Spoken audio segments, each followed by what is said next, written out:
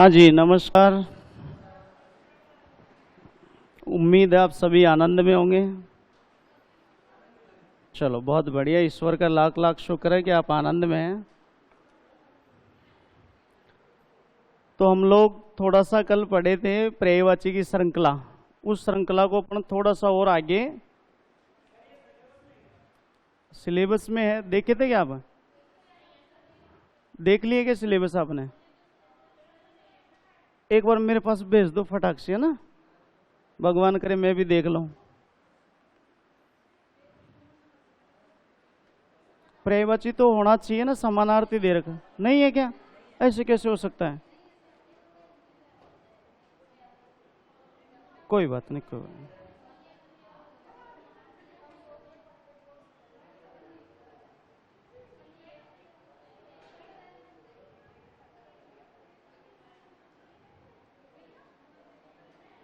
चलो कोई बात नहीं।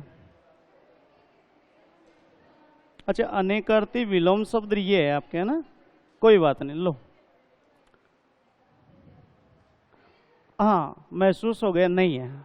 ठीक है, चलो कोई बात नहीं, असुविधा के लिए थोड़ी सी तकलीफ है। फिर भी अपन जो अपने टॉपिक है उस पर ध्यान देते हैं ना। तो एक तो अनेकार्थी आपके सिलेबस में विलोम शब्द है, और समश्रुत भिन्नार्थक जिसे अपन युग्म शब्द के नाम से जानते हैं वो है अपना ना। बाकी के विलोम वो सॉरी पर्यायवाची और वाक्यांश के लिए एक शब्द नहीं है।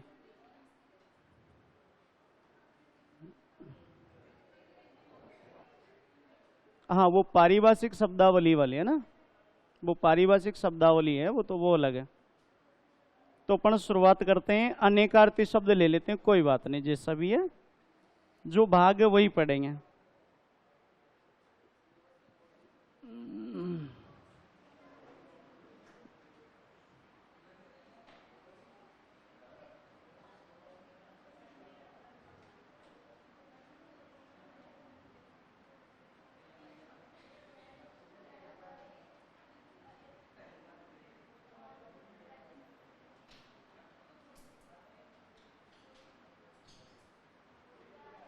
अनेकार्थी शब्द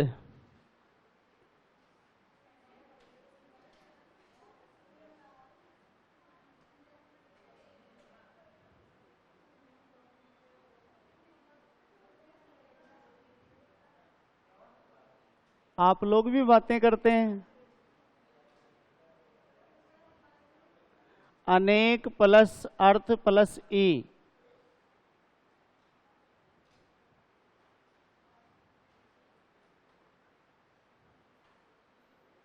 यानी ऐसे शब्द जो एक से अधिक अर्थ प्रकट करते हैं, आप उन्हें किस नाम से जानेंगे? अनेकार्थी के नाम से।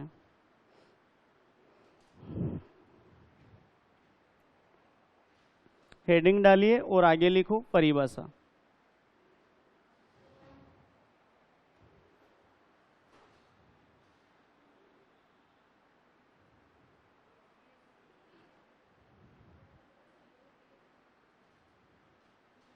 हाँ जी, लिखवाएं। लिखिए, जो शब्द, आगे लिखो अर्थात के आगे परिभाषा। जो शब्द, अच्छा आराम से तो बोल रहा हूँ। अच्छा अच्छा, ठीक ठीक, बता देना आप एक बार, है ना।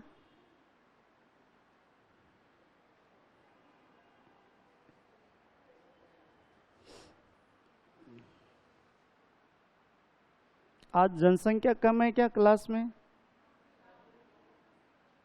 कोई मेला वगैरह तो नहीं है राजस्थान में? नहीं, हमारे राजस्थान के लोग क्या मेले वगैरह में चले जाते हैं, परंतु देखो दुर्भाग्य है कि हमारे देश की जनसंख्या बढ़ गई है। चीन से भी हम एक नंबर पे आ गए, और ये कहते हुए खुशी है इस बात की, हमारे देश की आधी से ज्यादा आबादी तो इस बात को लेकर बढ़ गई है, अब की बार लड़का होगा, 4-5 छोरियां हो जाती है फिर, है कि नहीं है? तो ऐसे जनसंख्या तो बढ़ती ही बढ़नी है भैया ना। चलो बहुत खुशी की बात है, अपन किसी में तो एक नंबर पे आए हैं जी। जिनको मिल रही है वो तो खुश है। नहीं छोड़ो, परिभाषा लिखो आप तो ना। लिखिए भाई, जो शब्द एक से अधिक अर्थ प्रकट करते हैं, जो शब्द एक से अधिक अर्थ प्रकट करते हैं, जो शब्द एक से अधिक अर्थ प्रकट करते हैं उन्हें अनेकार्थी शब्द कहते हैं। जो शब्द एक से अधिक अर्थ प्रकट करते हैं उन्हें अनेकार्थी शब्द कहते हैं। अब देखो, ये शब्द भी भाषा में बहुत सारे हो सकते हैं, जितना पढ़े उतना ही क्या है, कम है, परंतु उतने तो पढ़े जिससे हमारे प्रश्न क्या हो सके, सही हो सके। तो अपन कुछ जो परीक्षा में बार बार पूछे जा रहे शब्द हैं, हम उनकी थोड़ी सी चर्चा करते हैं सब। देखो, जैसे एक शब्द पूछा गया था पत्र। अब पत्र का अर्थ वैसे देखा जाए तो क्या होता है, चिट्ठी। और पत्र को आप क्या कह सकते हैं, पत्र को आप कह सकते हैं पत्ता। और पत्र एक अपने आप में क्या होता है, शंख भी होता है, ध्यान दें। तो जहां एक से अधिक अर्थ लिखा जाए या प्रतीत हो तो वो किस में आएगा, आपका अनेकार्थी। फिर देखो, जो पूछा गया शब्द कई बार पूछा गया, कनक शब्द। आपने दोहे में भी सुना होगा, कनक कनकते शोगुनी मादकता अधिक है। तो दो अर्थ तो सबको पता है शायद, जहां तक है। तो कनक का अर्थ क्या होता है बताइए, सोना। और कनक का अर्थ क्या होता है, धतूरा। ये दो अर्थ तो हम सब जानते हैं सब। और क्या अर्थ होता है बताइए, कनक बोलते हैं हम किसको, गेहूं को। कनक किसे बोलते हैं आप लोग, गेहूं को। कनक एक प्लास नाम का वृक्ष होता है। किस नाम का वृक्ष होता है, प्लास नाम का वृक्ष होता है, उसको भी हम कनक कह सकते हैं। एक होता है टेसु नाम का वृक्ष, उसे भी आप क्या कह सकते हैं, कनक कह सकते हैं। और एक होता है आपका खजूर, खजूर को भी क्या कह सकते हैं आप लोग, कनक। अब अनेकार्थी में पर्यायवाची में एक सीधा सा संबंध ये होता है कि यहाँ परस्पर एक दूसरे शब्द से कोई संबंध नहीं है, और पर्यायवाची में अर्थ का क्या होता है, संबंध होता है। अगर दो शब्दों में अगर अर्थ की समानता का संबंध है तो पर्यायवाची, और यदि अर्थ की भिन्नता का संबंध है तो अनेकार्थी। ध्यान है। जैसे आप बताओ, सोना को धतूरा कह सकते हैं क्या, नहीं कह सकते। धतूरे को आप सोना कह सकते हैं, नहीं कह सकते। ऐसे चिट्ठी को पत्ता कह सकते हैं क्या, नहीं कह सकते। परंतु हम जैसे जलज को नीरज कह सकते हैं, नीरज को पंकज कह सकते हैं, क्योंकि वो अर्थ की क्या है, समानता है। तो पर्यायवाची में अनेकार्थी में सबसे बड़ा अंतर यही है, अगर परस्पर किन्हीं दो शब्दों में अर्थ की समानता का संबंध हो तो पर्यायवाची होगा, और यदि परस्पर कोई संबंध नहीं हो तो वो किस में आएगा, आपका अनेकार्थी में आएगा। ऐसे और देखो सब उदाहरण। एक शब्द आपने सुना होगा, कर शब्द, कई बार पूछा गया ये। कर का अर्थ क्या होता है, आपका हाथ होता है, ध्यान रहे। कर किसे बोलते हैं बताइए, लगान, जिसे अपन टैक्स बोलते हैं अंग्रेजी में, ध्यान रहे। और कर बोलते हैं हम लोग सूद को, क्या बोलते हैं अपन, सूद यानी होता है ब्याज। ब्याज में लगान में बहुत फर्क है, लगान की कोई नियमितता नहीं थी, ब्याज की नियमितता होती है, ध्यान रहे। फिर देखिए, कर का मतलब होता है किरण, कर का मतलब होता है करना, कर का अर्थ होता है सूंड, कर का अर्थ क्या होता है, सूंड भी होता है। तो जहां एक से अधिक अर्थ निकले वो सारे के सारे शब्द किस में आएंगे, आपके अनेकार्थी में आएंगे। फिर देखिए सब और बढ़िया उदाहरण। जैसे हर शब्द है, जैसे मान लो हर का अर्थ तो सब जानते हैं, बताओ हर का अर्थ क्या होता है, प्रत्येक होता है। हर का मतलब होता है चुराना, अपन किसी चीज को हर लेते हैं, यानी क्या कर लेते हैं, उसे चुरा लेते हैं। हर का मतलब होता है, कौन से भगवान होते हैं, शिव जी होते हैं, ध्यान रहे। और हर का मतलब होता है, शायद आपने गणित में पढ़ा होगा, हंस और हर, तो नीचे वाली संख्या को क्या कहा गया है, हर कहा गया, जो वो अपने आप में एक बड़ी संख्या होती है। फिर देखिए सब, एक शब्द होता है हार, हार के भी कई अर्थ निकलते हैं। हार किसे बोलते हैं बताइए, पराजय, वेरी गुड। हार क्या होता है अपने आप में, पराजय। और हार का मतलब क्या होता है, थकान भी होता है, मतलब अपने को ज्यादा हार हो गई सब, तो क्या हो गई, थकान हो गई। हार का मतलब होता है हाँ, आभूषण में भी विशेष आभूषण कौन सा है? गले का हार है, ध्यान रहे। या फिर इसको कई बार हम ऐसे भी बोल देते हैं, फूलों का हार भी बोल देते हैं। अब आप सोच रहे होंगे कि ये क्या मामला है भाई, गले का हार फूलों का हार दोनों पहने कहाँ जाते हैं? गले में। परंतु गलत बात है, गले का हार गले में पहना जाता है और फूलों का हार वक्ष स्थल पर पहना जाता है। वक्ष स्थल बोले तो छाती पर पहना जाता है। जैसे कोई आदमी मर जाता है तो एक बड़ा सारा हार बनाया जाता है, वो किसका बनता है? फूलों का बनाया जाता है। वो किस पे चढ़ाते हैं अपन? उसकी वक्ष स्थल पे यानी छाती पे चढ़ाया जाता है, ध्यान रहे। वो गलती से पहनते हैं। अब जैसे मान लो आप जैसे जो फूलों का हार पहनते हैं, शादी में बढ़िया फोटो वगैरह खिंचवाते हैं, तो उसको आप प्रामाणिक तौर पे शादी का बंधन नहीं मान सकते। प्रामाणिक तौर पे शादी का बंधन कौन होता है? जिसे आप किस नाम से संबोधन? मंगल सूत्र के नाम से, वो है असली। बाकी तो सब फर्जी फर्जी है। आप कहीं गलती से पहना के लिए कैसे मान लेंगे कि है कि प्रामाणिक है ही नहीं है ना भाई वो तो। फिर देखो सब, एक शब्द होता है हरि। हरि का मतलब जानते हैं? हरि के कई अर्थ निकलते हैं, बताओ। हरि का मतलब है विष्णु, वेरी गुड। भगवान विष्णु को हरि कहा गया, बहुत अच्छी बात है। भगवान कृष्ण को भी क्या कहा गया है? हरि कहा गया। भगवान राम को भी हरि कहा गया। जो नारद मुनि थे उनको भी क्या कहा गया था? हरि कहा गया था। और हरि किसे कहा गया? वो देखो, जितने भी जो मुनि हैं इस दुनिया में वो भी अपने आप में क्या है? हरि है। पानी को भी क्या कहा गया? हरि कहा गया। शेर को भी क्या कहा गया? हरि कहा गया। और बंदर को भी क्या कहा गया है? हरि कहा गया है। शायद आपने सुना भी होगा विष्णु पुराण में कि हरि ने नारद को हरि रूप दिया, यानी भगवान विष्णु ने नारद को कौन सा मुख प्रदान कर दिया था? बंदर का मुख प्रदान किया था। फिर देखो सब, बढ़िया अच्छा शब्द देखो, जो द्विज। द्विज का अर्थ होता है दो बार जन्म लेने वाला। अब देखो दो बार जन्म किस किस का होता है? पहला होता है पक्षी का जन्म दो बार होता है, ध्यान रहे। एक होता है कौन? दांत होता है। एक होता है चंद्रमा, और एक होता है आपका ब्राह्मण साहब। तो ब्राह्मण का जन्म भी कितनी बार होता है आपका? दो बार होता है। अब आप में से कोई होंगे भी सही, परंतु उनको ये पता नहीं कि दो बार होता है, पता नहीं है ना भाई। तो देखो पक्षी का जन्म दो बार कैसे होता है मालूम है? हाँ, वेरी गुड। साइंस में आपने बहुत अच्छे ढंग से पढ़ा होगा, अंडज और जरायुज। तो पहले अंडा और फिर अंडे से चूजा, पक्षी का बच्चा। और दांत का तो सब जानते हैं, पहली क्लास में छठी क्लास में, है कि नहीं है भाई। और चंद्रमा का जन्म भी दो बार होता है। कैसे होता है पता है? दो पक्ष होते हैं, कर्षण पक्ष और शुक्ल पक्ष। एक पक्ष में कलाएं घटती है और एक पक्ष में कलाएं बढ़ती है। उसी क्रम का नाम क्या है? द्विज है। फिर ब्राह्मण का जन्म भी कितनी बार होता है? दो बार। कैसे? एक तो माँ के गर्भ से होता है, और दूसरा जब ये पहले सतयुग के दरमियान कह सकते हैं आप लोग, तो पहले शिक्षा ग्रहण करने का अधिकार केवल किनके पास था? ब्राह्मणों के पास। बाकी शिक्षा ग्रहण नहीं कर सकते थे। अब जब शिक्षा ग्रहण करने का अधिकार था तो उस समय एक प्रतिबंध था, एक नियम था कि जब ये गुरुकुल में जाते थे तो इनको एक जनेऊ धारण करवाई जाती थी। और वो जनेऊ इस बात का प्रतीक था कि आज से तुम्हारा इस संसार में पुनर्जन्म माना जाएगा। तो जनेऊ धारण करने का मतलब क्या है? वो दो बार जन्म ले रहा है, ध्यान रहे।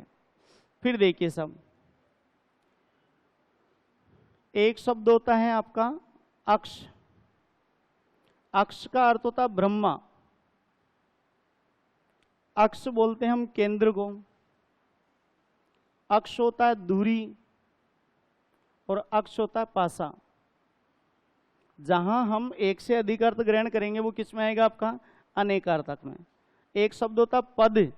पद के भी कई अर्थ निकलेंगे। देखिए पद किसे बोलते हैं हम? व्याकरणिक दृष्टि से देखें तो किसे बोलेंगे पढ़े? शब्द को पद बोलते हैं।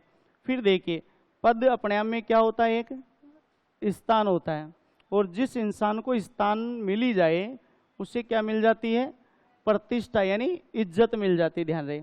और पद किसे कहा गया है? हमारे जो चरण होते हैं, बोले तो पैर, उनको भी क्या कहते हैं आप लोग? पद कहते हैं सब। फिर देखिए एक शब्द होता है कक्ष, जो अभी एसआई के प्रश्न पत्र में आया हुआ प्रश्न था, ध्यान रहे, जो शायद 20 में लगा।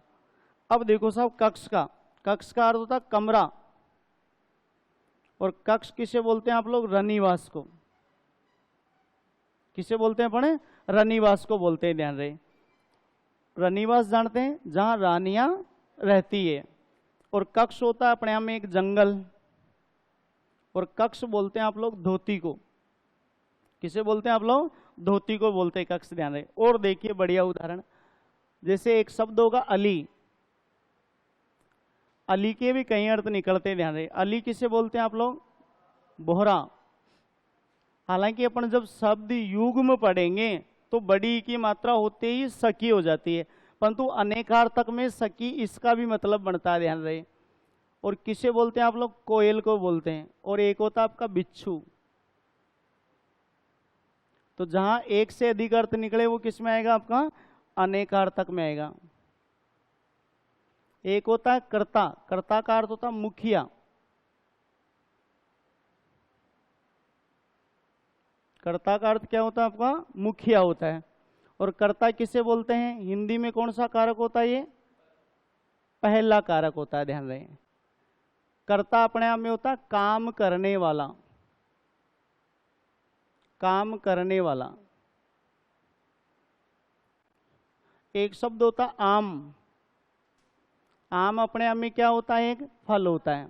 आम अपने आप में क्या होता है? वृक्ष भी होता है, ध्यान रहे। जैसे आम का वृक्ष होता है, ध्यान रहे। आम किसे बोलते हैं अपन? सामान्य को। फिर एक शब्द होता है कल, जो भी आया हुआ है, ध्यान रहे। कल का अर्थ होता है आपका यंत्र। कल का मतलब होता है बीता कल। एक होता है कौन सा कल?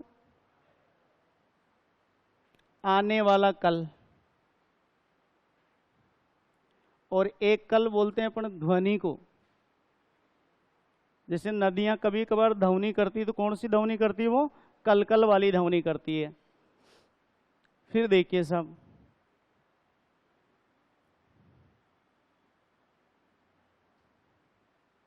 पानी शब्द का, ये भी कई बार पूछा जा चुका है, ध्यान रहे।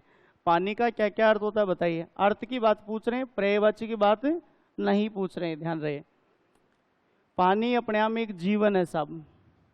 और पानी को आप प्राण कह सकते हैं। ये पर्यायवाची में लिखा जरूर था आपने, परंतु प्राण होता है जीव में से आत्मा निकलना, और जीवन होता है जो जिंदा रहना। दोनों में थोड़ा सा फर्क है अर्थ के आधार पे। फिर देखो पानी किसे बोलते हैं? आप जल को बोल सकते हैं, अर्थ है ये, ध्यान रहे। फिर दूसरी बात, पानी का अर्थ होता है आपका इज्जत।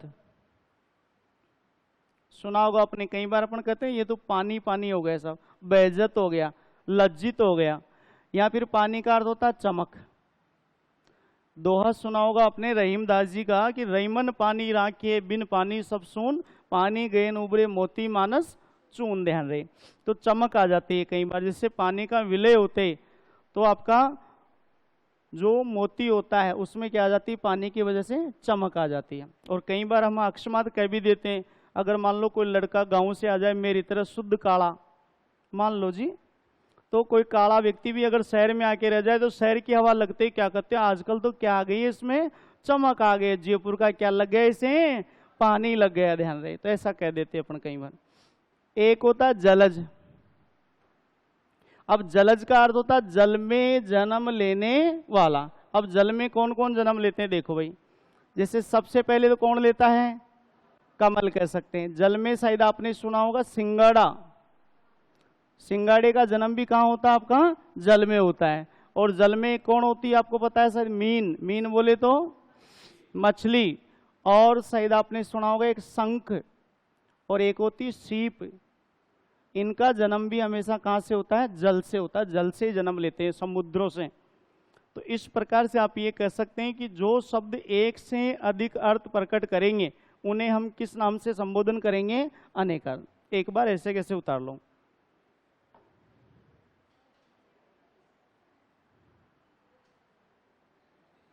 है जी,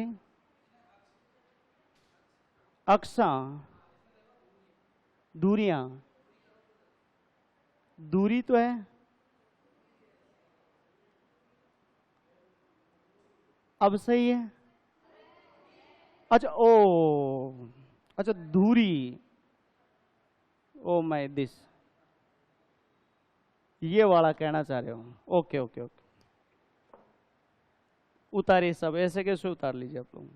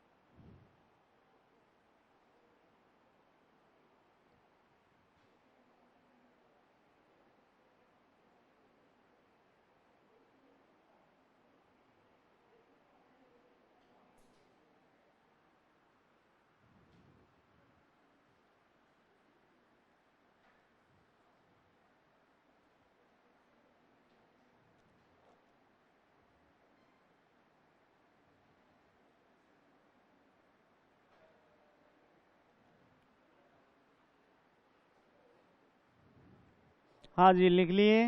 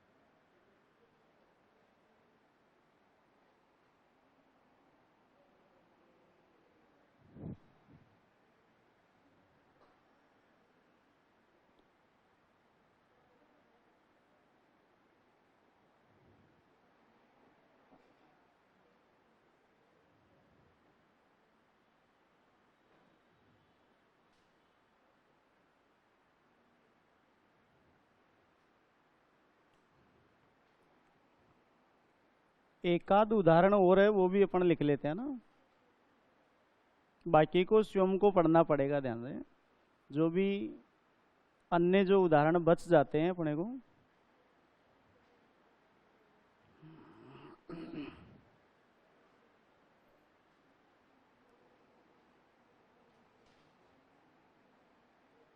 अब देखो जो उदाहरण और पूछे गए हैं वो भी देख लेते हैं, एक आध उदाहरण ही, ज्यादा नहीं है। जैसे एक तो अज पूछा जा चुका है, एक सारंग,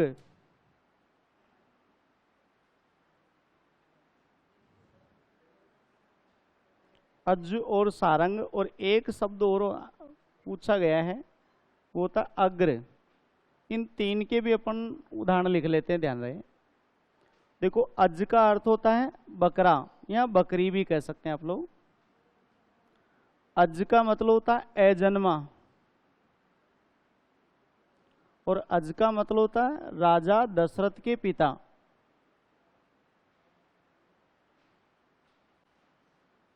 दशरथ के पिता हो जाएंगे, ध्यान दें। सारंग के तो कई अर्थ होते हैं, ध्यान रहे। जैसे देखो सारंग बोलते घड़े को, सारंग ले सारंग चली, सारंग पुंग्यो आई, सुना भी होगा आपने। सारंग होता है आपका शेर। सारंग बोलते हैं आप लोग कमल को। सारंग होता है घोड़ा। सारंग होता है मृग, और सारंग होता है भौरा। तो जहां एक से अधिक अर्थ दे वो सारे शब्द किस में आएंगे, आपके अनेकार्थक में आते हैं, ध्यान से। अग्र का मतलब होता है पहला। अग्र का मतलब होता है ऊपरी। अग्र हम कह सकते हैं बड़े को, और अग्र हम कह सकते हैं सिरा, यानी छोर हो सकता है, ध्यान रहे।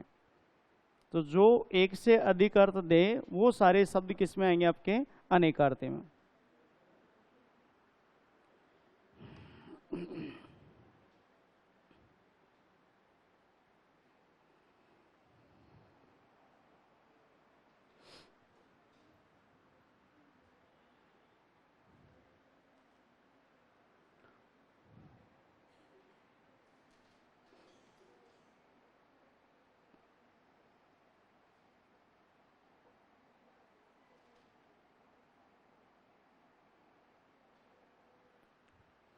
उतार लिए।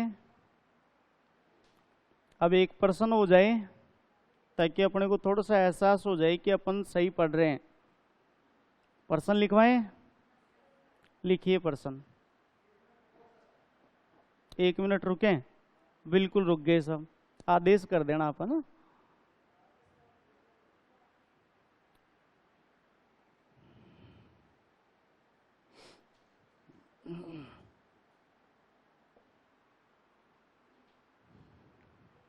आप लोग सब ऐसे ही हैं, उदास उदास रहते हैं, हंसते मुस्कुराते नहीं हैं।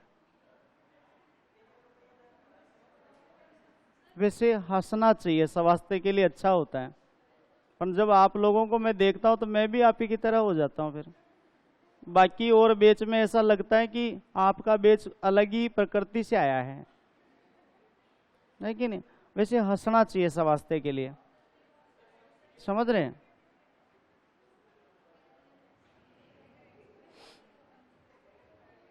और हाँ, नहीं नहीं, वो बात अच्छी आपकी कि आपका बेच वाकई में थोड़ा मजबूत गतिविधियों से बना हुआ है, बड़े लेवल का है, परंतु इसका मतलब ये नहीं कि हंसी वाला लेवल ही गायब हो जाए, ये तो गलत बात है ना। वैसे हंसना चाहिए। और ये खैर आपकी बात नहीं है, वाकई में ये समय दौर ये है भी आपके लिए थोड़ा सा दुखदायी चिंता का विषय है।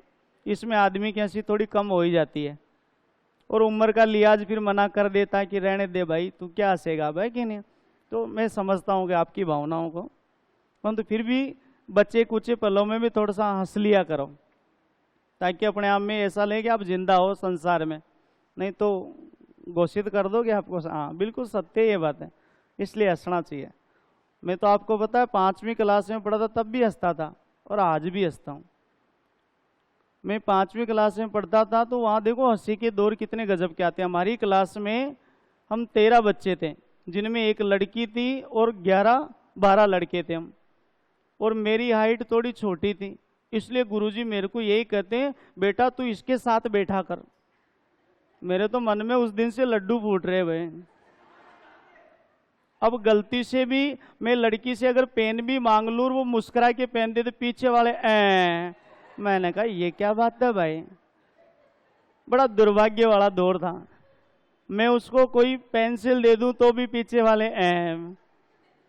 हालांकि देखो दुर्भाग्य ये रहा जीवन का, जब सिलेबस समझ में आना चाहिए था उस समय समझ में नहीं आया और जब किसी मोड़ पे एक दिन मिले तब वो मैंने कहा बहुत देर हो गई। कई बार ऐसा हो जाता है, तो क्या ही करे बताओ। तो जीवन की परिभाषा है अजीबोगरीब, इसलिए इंतजार मत करो किसी चीज का, हंस लेना चाहिए वैसे, है कि नहीं है। चलिए सब लिखो, प्रश्न लिखो।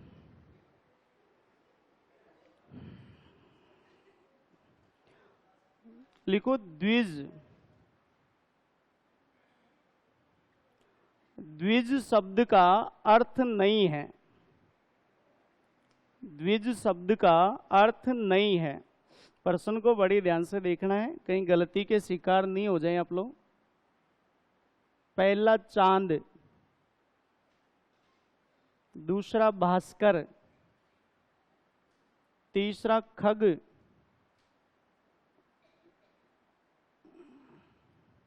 चौथा पंडित।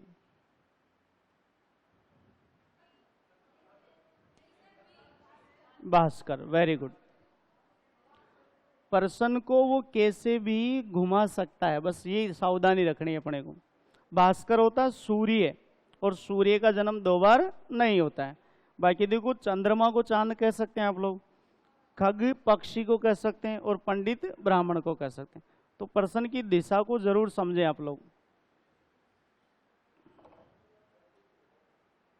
चलिए सब, ये आपका अनेकार्थी शब्द वाला टॉपिक था। बाकी के अनेकार्थी शब्द ज़्यादा तो नहीं है, अगर आप 10-20 शब्द और अच्छे से पढ़ लें जिनका बार बार परीक्षा में प्रचलन रहा है, तो आप उम्मीद करें कि आपका प्रश्न 100% सही होगा। इनमें से लगभग वह उदाहरण आपको लिखवाए गए हैं जो परीक्षा में बार बार पूछे जा चुके हैं।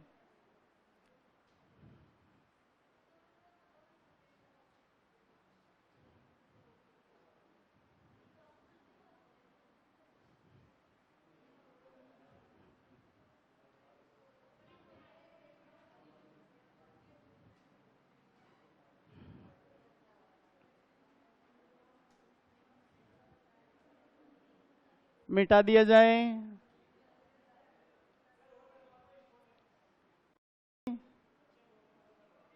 हाँ ये बात तो सही है, परंतु आपको स्वयं को थोड़ी सी मेहनत करनी पड़ेगी। सब सारे बोर्ड पे नहीं लिखवा सकते, हालांकि बहुत सारे शब्द हैं, सारे को लिखवा नहीं सकते ना अपन, बाकी पढ़ना तो स्वयं को ही पड़ेगा सब। देखिए हेडिंग डालो विलोम शब्द। विलोम शब्द तो आपका पाठ्यक्रम का हिस्सा है।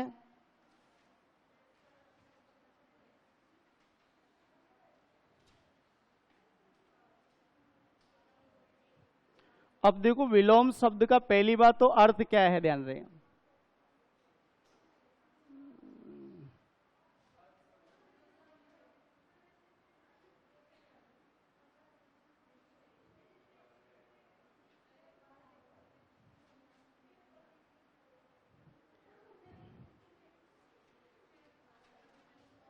इसका शाब्दिक अर्थ है,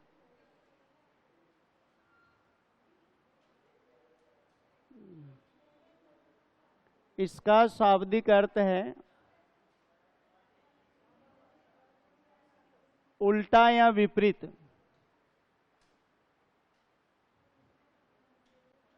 इसका शाब्दिक अर्थ क्या है आपका, उल्टा या विपरीत। कई बार विलोम शब्द के उपनाम भी अपने को जानकारी में होने चाहिए सब। प्रश्न कई बार समझ में नहीं आता जवाब हम क्या दें, तो इसके उपनाम क्या क्या होते हैं वो देखिए। इसको हम विपरीतार्थी शब्द बोलते हैं सब। हम इसे विपरीतार्थक शब्द भी कह सकते हैं। हम इन्हें विपर्य के नाम से भी जान सकते हैं। हम इन्हें विपर्यवाची भी कहते हैं।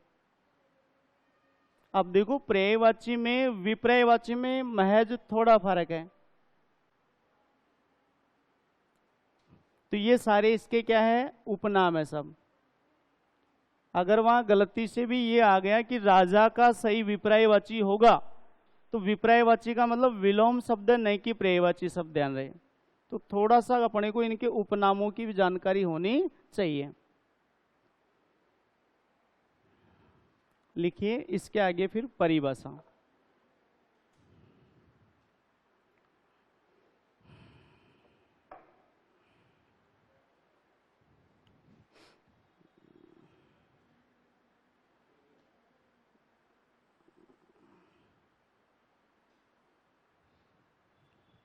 लिखवाएं।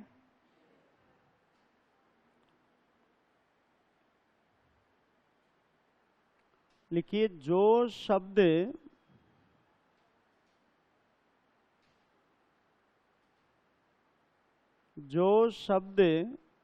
एक दूसरे शब्द के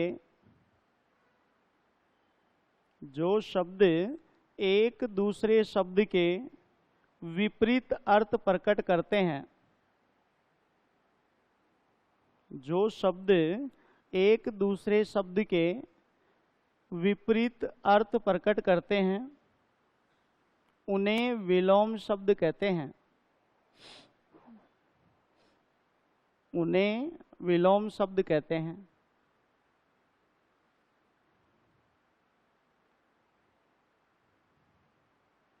एक प्रश्न लिखो ताकि अपने को थोड़ा सा अंदाजा हो जाए कि अपने को किस तरीके से ध्यान रखना है। प्रश्न लिखो, निम्न में से कौन सा विलोम युग्म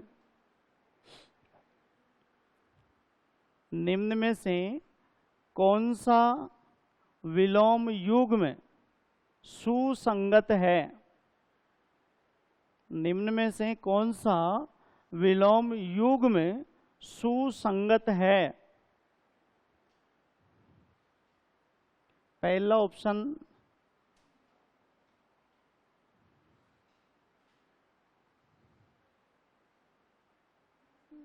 अमर का मृत्यु।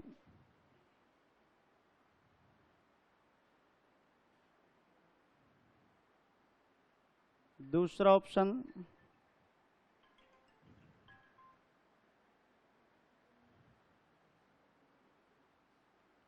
पास का फेल। तीसरा ऑप्शन आमिष का सामिस। चौथा ऑप्शन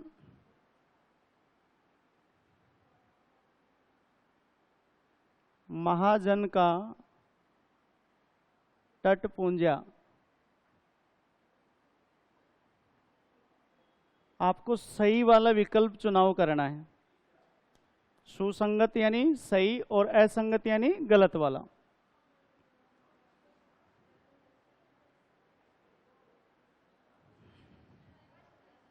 कौन सा होगा? फर्स्ट होगा। Very good. और बताइए, आप बताने के आप स्वतंत्र अधिकारी है। तीसरा, वेरी गुड। आप अपने चुनाव बदलने के पूरे स्वतंत्र हैं, पूरा अधिकार है हमारे पास। हाँ, सुसंगत का मतलब सही वाला पूछ रहा है, सही वाला जोड़ा। पहला ही होगा। Very good. नहीं, ये तो हो चुके, मैं आगे और सोच रहा हूं थोड़ा। अब ये तो ऑप्शन में है, वो आगे मैं बता दूंगा क्या है। यही सबसे बड़ी समस्या है। ऐसे ही जब विकल्प आते हैं तो हम थोड़े से शंका में आ जाते हैं। और देखो, ये हमारा राजस्थान प्रदेश है, और राजस्थान प्रदेश की सबसे बड़ी दुविधा यही है, यहाँ के जितने भी जो परीक्षार्थी है वो बहुत ज़्यादा मेहनती है। अब जैसे मान लो आपने दो ने तो बता दिया, क्या दूसरा नहीं हो सकता क्या? पास फेल सुना तो है ना आपने, तो फिर दूसरा नहीं हो सकता है क्या? हाँ अच्छा अच्छा, वेरी गुड, पकड़ गए आप। सही उत्तर देखो इसमें चौथा होगा सब। ये भी गलत है और ये भी गलत है। अब कैसे गलत है वो जानिए आप लोग। अमर का सही विलोम होता आपका मृत्य, मृत्यु का होता है जन्म। तो पहली बात तो ये तो असंगत आपका। फिर पास का बिल्कुल दूर होता है सब। अगर हम अंग्रेजी में लिखते हैं तो फिर फेल और पास जो उत्तीर्ण और अनुत्तीर्ण होता वो हिंदी में होता है, ध्यान रहे। आमिष और सामिष दोनों का अर्थ ही क्या होता है आपका, शाकाहारी होता है, सॉरी मांसाहारी, और इसका बनता है आपका निरामिष। निरामिष का मतलब होता है आपका जो मांस का आहार नहीं करता है, अर्थात शाकाहारी। और ये दोनों कौन होते हैं, महासागर। अब देखो महाजन और टटपुंजा, जिसकी आमदनी ज्यादा हो तो वो महाजन हो गया, और जिसकी पूंजी कुछ भी नहीं हो तो वो क्या हो गया आपका, टटपुंजा।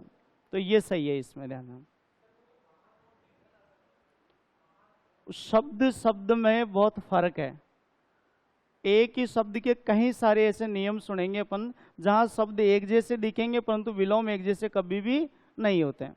अभी नियम पढ़ेंगे वहां बहुत अच्छा लगेगा आप लोगों को। मिटा दिया जाए।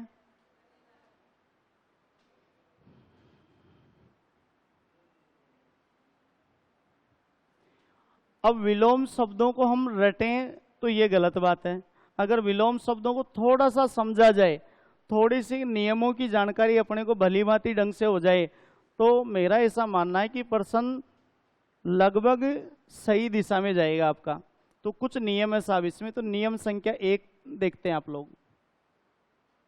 नियम संख्या क्या कहता है, एकाधिक विलोम शब्दों का प्रयोग। एकाधिक विलोम शब्दों का प्रयोग। अब इस नियम का मतलब यह है कि शब्द एक हो सकता है परंतु विलोम एक हो ये जरूरी नहीं है। एक से अधिक भी विलोम हो सकते हैं सब। जैसे देखो बड़े अच्छे उदाहरण लेते हैं आपके सामने। जैसे शब्द आ गया आपका गुण। अब बताओ गुण का विलोम क्या होगा, अवगुण होगा।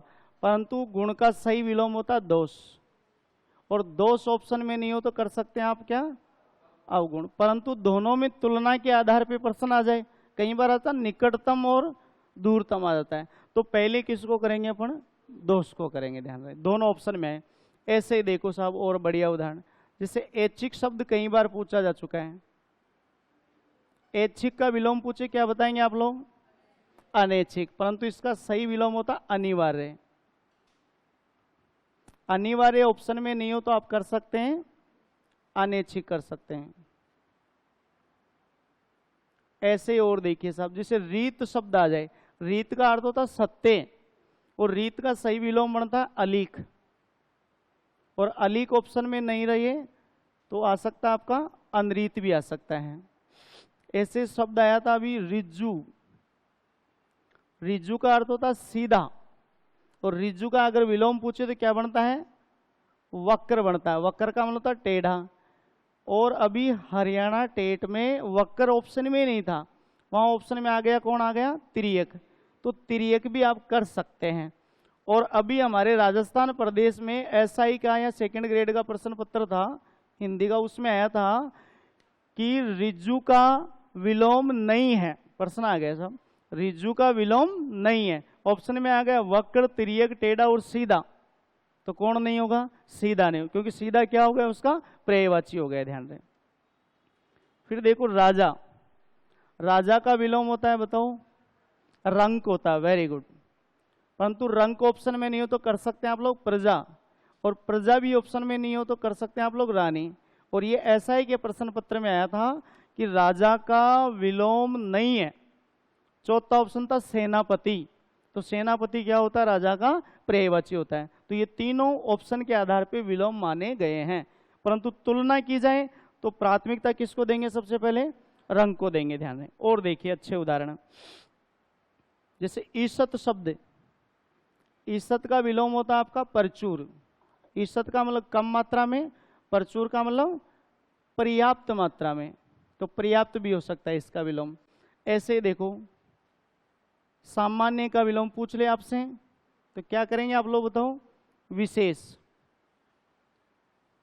और विशेष नए ऑप्शन में हो तो क्या कर सकते हैं? असामान्य भी कर सकते हैं। ऐसे समास का विलोम पूछे, ये तो बहुत सीधा पूछ लिया आपसे। समास का विलोम पूछे तो क्या बताएंगे? विग्रह बताएंगे। वेरी गुड, परंतु गलत बताएंगे आप, है ना। समास का विलोम होता है व्यास। समास का अर्थ होता है संक्षिप्त और व्यास का अर्थ होता है विस्तृत। परंतु शर्ता अनुसार अपन विग्रह भी कर सकते हैं, परंतु कब करेंगे? जब ऑप्शन में व्यास नहीं हो, ऐसी शर्त में कर सकते हैं आप लोग। फिर देखिए, जैसे उपसर्ग का विलोम बताइए। उपसर्ग का विलोम क्या बताएंगे? प्रत्यय बताएंगे, परंतु परसर्ग होता है इसका एग्जैक्ट। प्रत्यय तो केवल हमारी सेकंड स्थिति होगी। फिर देखिए, अभी अपन ने कुछ देर पहले एक शब्द लिखा था मृत्य। मृत्य का विलोम बताओ। अमर होता है। मृत्य का विलोम क्या होता है? अमर। अमर ऑप्शन में नहीं हो तो अमृत्य भी कर सकते हैं आप लोग, दोनों का अर्थ एक ही है। फिर देखो सदाचार।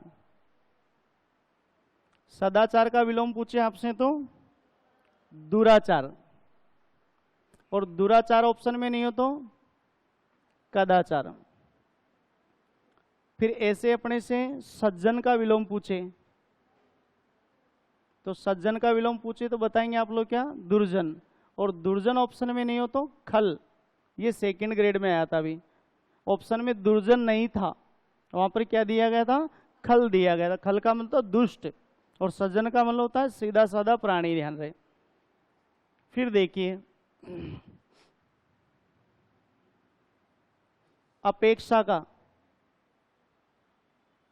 अपेक्षा का विलोम पूछे तो क्या कर सकते हैं आप लोग बताइए? अपेक्षा का उपेक्षा। और उपेक्षा ऑप्शन में नहीं हो तो अनपेक्षा। ऐसे आपका निरामिष।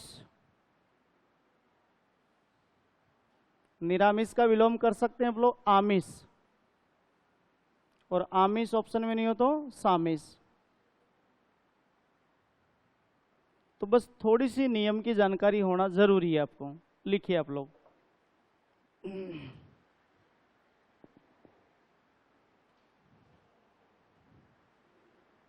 इसमें और भी बढ़िया बढ़िया नियम हैं, उनकी जानकारी करेंगे हम कल।